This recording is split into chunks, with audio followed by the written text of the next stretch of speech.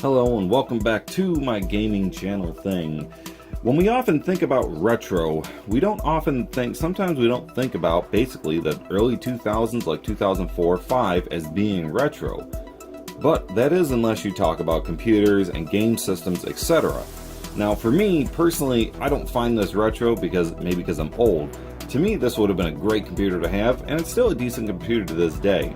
This is the HP Pavilion a610n. Came out at 2004, summer of 2004, and it was more geared towards a student, as far as the website was saying, for what I thought was a staggering price, nearly $800. They wanted $770 for this, and the only thing they were really giving you, a 17-inch monitor, which was standard, and some probably overpriced and not so great sounding Harman Kardon speakers that came with this thing, aside from an HP keyboard and mouse and all that kind of jazz like that.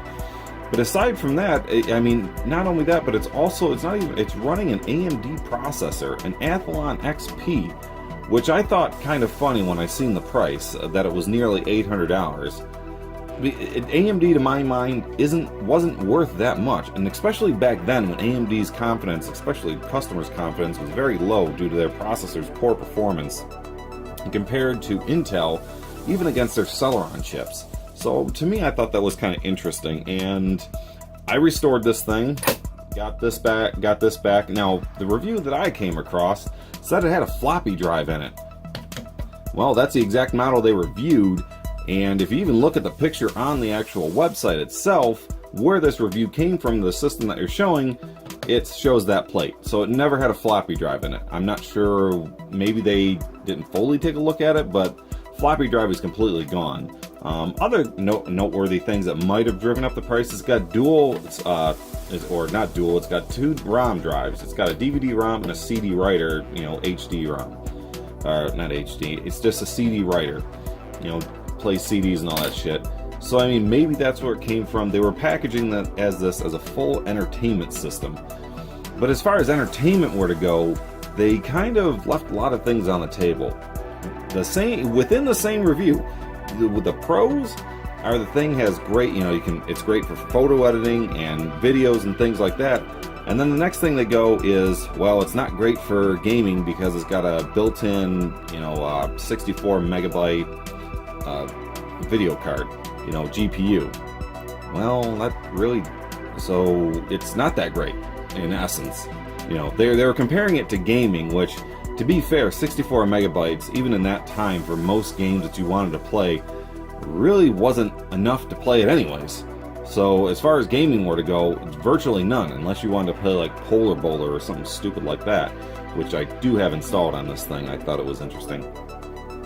So for me, I'm not seeing the $770 value, even for back then, what this thing might have in it. Though this right here was a little more revolutionary. At the time, these were not really standard on computers. Like you see, at least, you see the micro SD and maybe just micro SD really anymore.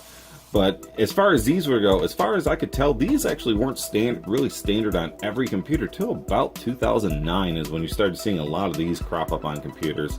Another funny thing is, this thing actually has two FireWire ports, which is FireWire is something that just completely died off at around 2010. It was faster than USB.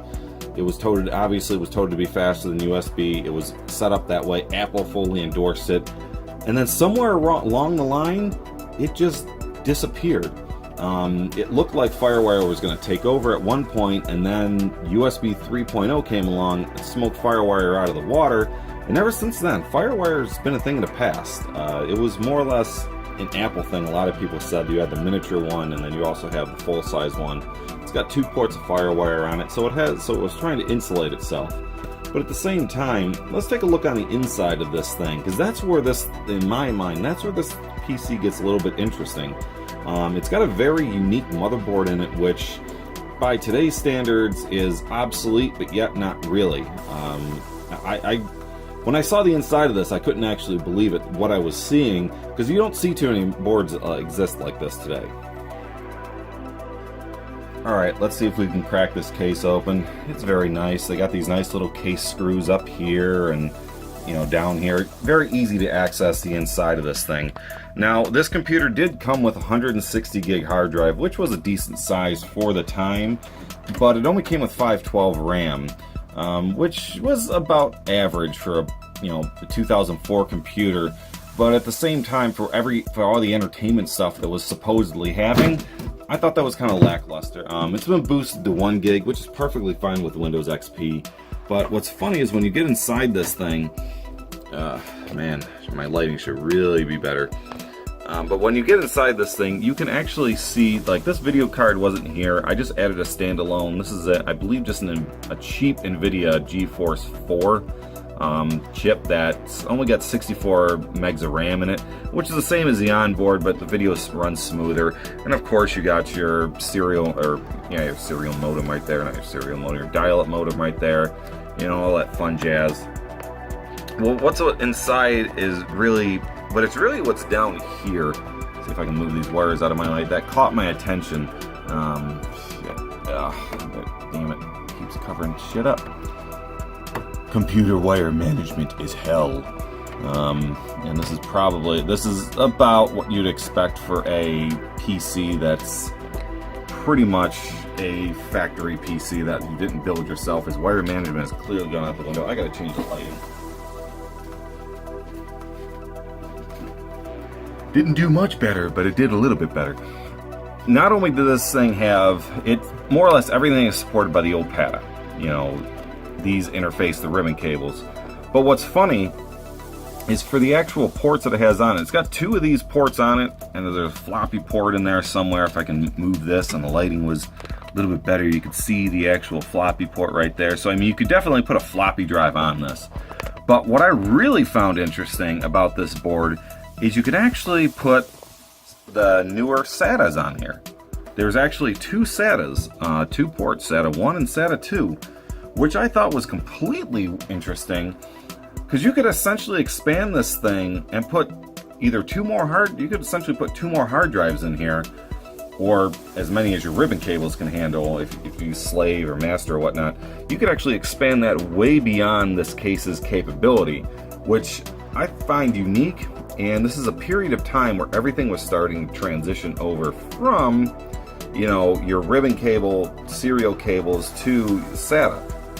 It was just a transitional period, and I find it funny. I guess that could be the other reason why this computer did cost so much, aside from the monitor and the crappy speakers they were throwing in there, and just the standard software garbage, is maybe it had something to do with the higher cost because of the actual serial ports in here that you can expand upon.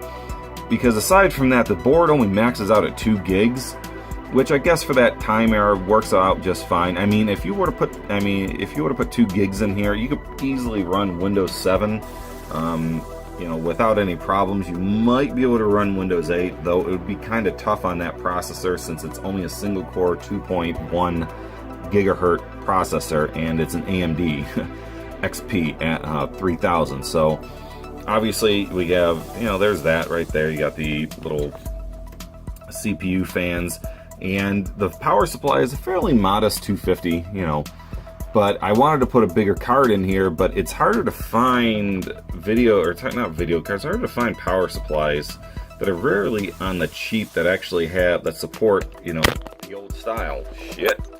Things fell off my tripod. That support the old style connectors. So I found that kind of interesting, and this thing is just haphazardly placed in there. And the only way to mount this hard drive is I didn't have the actual original mount for this. If I could find it, that'd be great. But I actually went in through the front and just zipped a couple of screws and put it on there just so it's not rattling around. You never want that. Bounce around your machine. So I mean, this thing, the more I thought about it, that $770 just didn't make a lot of sense to me.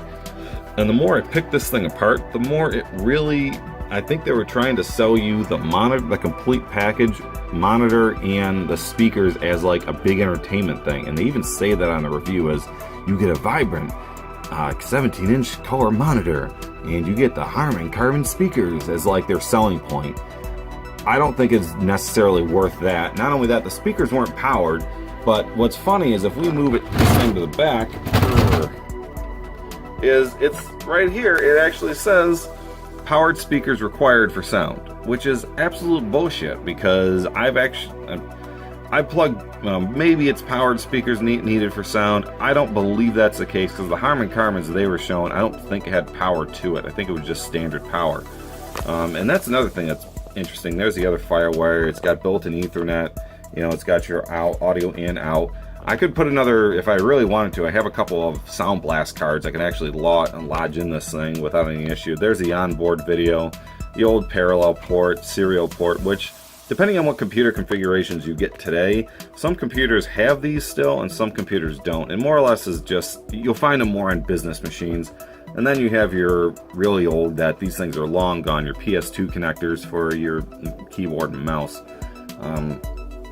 Aside from that, there's not much more to say about this, other than I really was excited to get it because it could actually run decent Windows XP games that I wanted to play.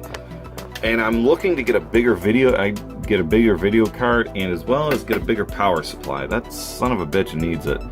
But I mean, aside from that, was this thing really worth $770? Yeah, it's hard to say. Like I said, the RAM being fairly on the small side, only 512. I mean, this is 2004. I mean, let's granted, 4 years prior to that, the biggest selling point I would say is the hard drive space. Your average hard drive, I think, was around that time was anywhere between 80 and 120 gigs, and this came in slamming at 160. And that was before HD video and all that, but a lot of storage space. That was a ton of storage space. Hell, there are computers that they still sell today in some stores that only have maybe 320 or even 160. So I mean, it's not a bad storage capacity if you're just planning on using it for work things or school or whatnot. So I mean, that's basically my review of this thing in a nutshell. One of these days, or sooner than later, I'm going to review some games, some wild tangent games. I have Polar Bowler on here, Polar Golf, probably just do a compilation of those. Aside from that, thank you so very much for watching, and see you later.